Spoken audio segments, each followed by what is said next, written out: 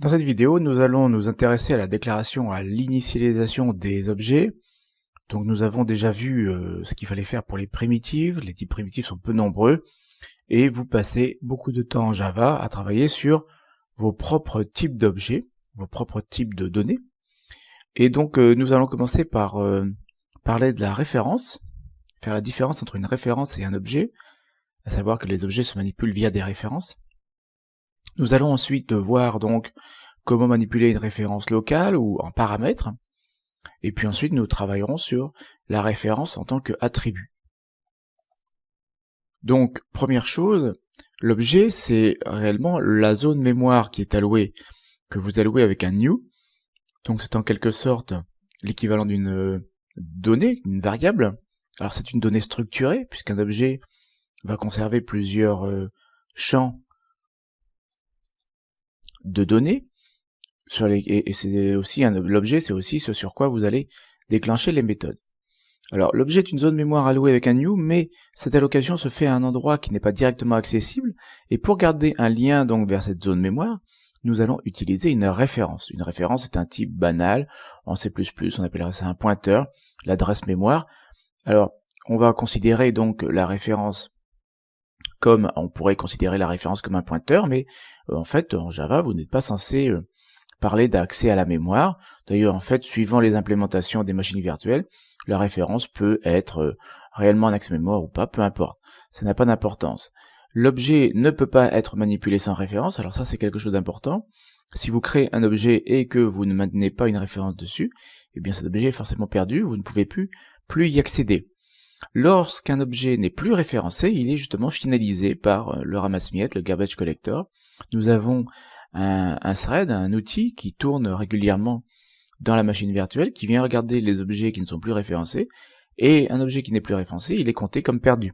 On va pouvoir récupérer sa mémoire.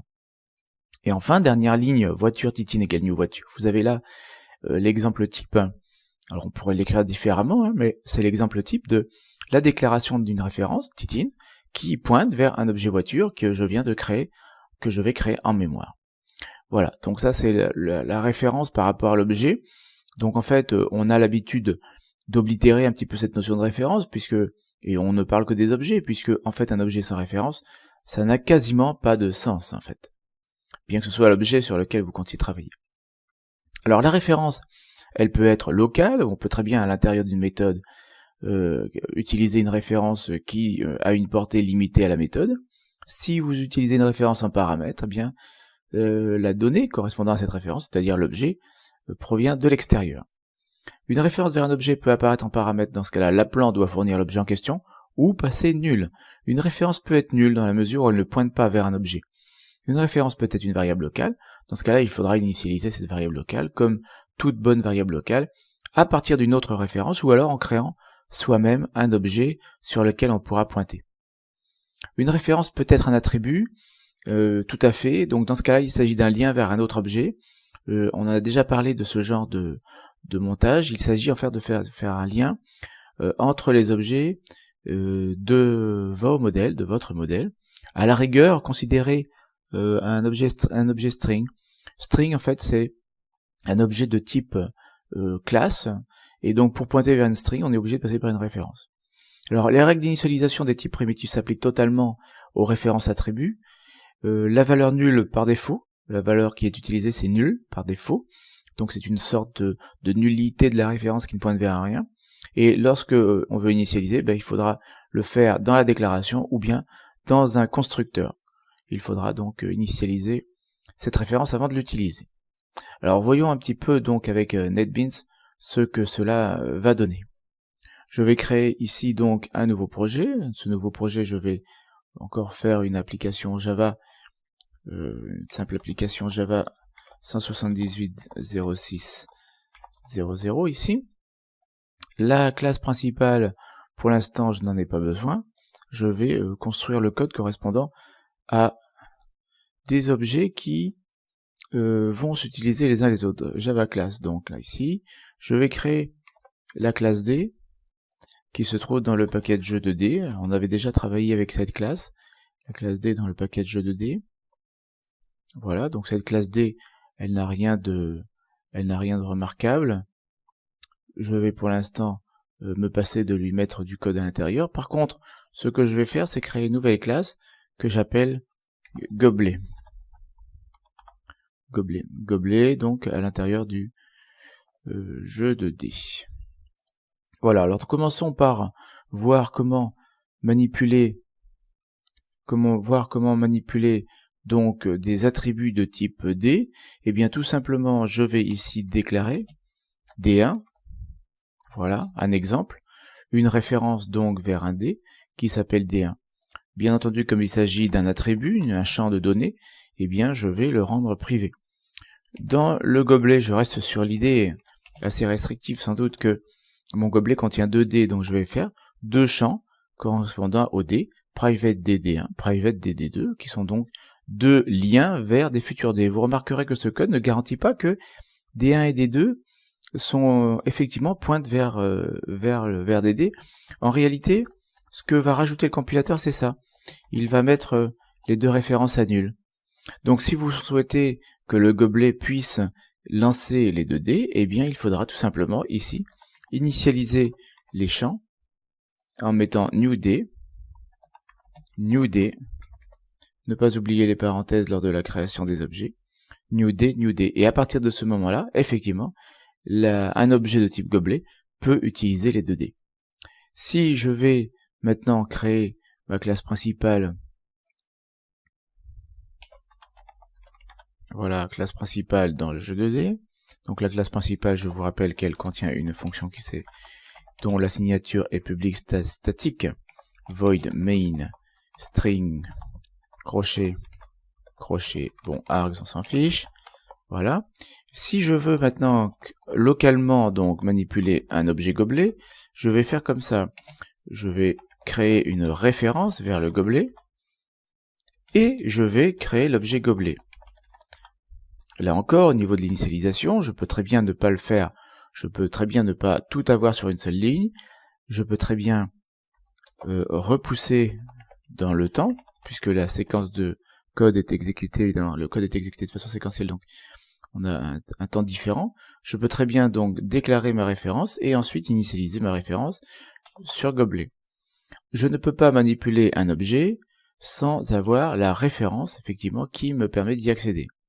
Si ensuite je veux accéder à cet objet gobelet, je vais passer par une sélection point pour accéder aux membres du gobelet. Donc pour résumer le montage que j'ai sous la main actuellement, ici la fonction main qui est donc dans la classe principale, une fonction statique donc qui fonctionne un petit peu différemment. Cette méthode statique fonctionne un petit peu différemment de ce qui est présenté par rapport au gobelet et au dé. Pour le gobelet, je suis obligé de créer un objet gobelet, et lorsqu'on va créer un objet gobelet, ça va entraîner la création des 2 dés. Si vous n'initialisez pas les variables, vous allez vous retrouver avec des variables mises à nul dans le cas des attributs. Si je n'initialise pas la variable gobelet ici, je vais me retrouver tout simplement avec une variable pas initialisée, donc je ne pourrai pas déclencher par exemple le lancer du gobelet. On va remarquer aussi donc que en Java, le but du jeu est de créer des classes de façon à encapsuler la complexité. Et il vous échappe pas qu'en fait, dans le D, ce que je vais coder ici, ça va être le fait de pouvoir enrichir, faire un tirage aléatoire et donc affecter la valeur de la classe D. Donc je vais la compléter tout à l'heure, cette classe D. Je vais mettre ici le tirage aléatoire. Ce tirage aléatoire, le gobelet finalement va le déclencher, mais le gobelet va déclencher 2 tirages aléatoires, on verra ça tout à l'heure. Pour cela, il faut que le gobelet pointe vers les 2 dés. Donc j'ai réalisé ça par 2 références. Donc finalement au niveau de la classe principale et donc du main, je ne vois pas le dé, je ne vois pas le tirage aléatoire. Il faudrait comparer ce genre de conception à une conception dans laquelle, dans le main, je n'aurai pas le dé, je n'aurai pas le gobelet, et j'aurai directement mes 2 tirages aléatoires. On aurait remonté au niveau du main toute la complexité, et on aurait donc évidemment manifestement à utiliser des valeurs de type entier par exemple, enfin en tout cas des primitives. En fait, manipuler des objets, c'est essentiellement arriver à un niveau d'abstraction supérieur, supplémentaire, et éviter de manipuler des primitives directement. Lorsqu'on ne code en Java, mais à base de primitives, on dit que on a l'obsession des primitives. Voilà, donc ce qu'on a vu dans cette petite vidéo, c'est d'abord la notion d'objet en tant qu'allocation mémoire. Donc on a vu qu'un objet, ça se crée avec un new. On ne peut pas obtenir un objet directement comme ça. Il faut manipuler l'objet via une référence. Une référence, finalement, c'est comme un pointeur vers l'objet. La référence peut être locale ou paramètre, ou bien la référence peut être mise en attribut, exactement comme n'importe quel type, finalement, comme n'importe quel type primitif, hein. Mais en Java, on va créer beaucoup de types utilisateurs, on va créer beaucoup de classes, et donc normalement 99,999% de votre code va être à base d'objets, et finalement vous allez peu manipuler les types primitifs directement. À noter que la différence entre référence et objet, c'est donc que la référence, c'est un pointeur vers l'objet, comme on a dit. Vous remarquerez que la référence est typée par la classe. La référence est typée par la classe. Donc la classe, dans ce cas-là, joue le rôle de type, un peu comme j'écris int i, j'écris voiture Titine. Et la classe joue pour le rôle de l'objet le rôle de descripteur, puisque quand vous faites new voiture, eh bien vous obtenez une zone mémoire parfaitement conforme à ce qu'il y avait dans la classe voiture. Hein, donc là on voit bien que la classe joue bien ces deux rôles, le rôle de type et rôle de descripteur. C'est une très bonne illustration.